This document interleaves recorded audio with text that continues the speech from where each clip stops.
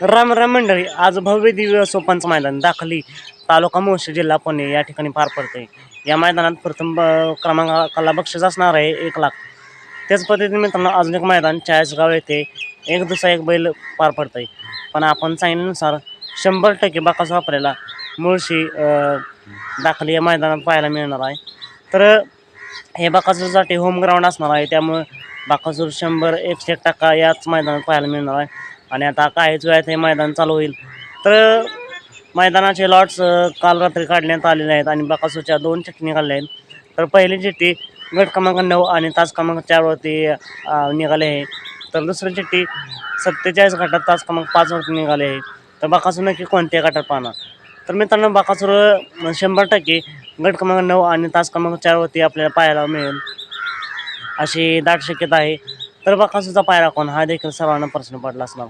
तर बाकासूरचा पायरा असू शकतो बिहुरी पठारवाडीचं मैदान गाजवलं त्या मैदानात होता बिहुरीचा सोन्या हा पायरा असू शकतो. त्यानंतर दुसरा पायरा असू शकतो मानघरचं वादळ. आणि अजून एक पायरा असण्याची दाट शक्यता आहे ते म्हणजे मुळशीचा हारुण्या. तर मित्रांनो तुम्हाला काय वाटतं बाकासूरचा पायरा कोण असेल हे कमेंट करून नक्की सांगा आणि कोण असायला हवा हे देखील कमेंट करून नक्की सांगा.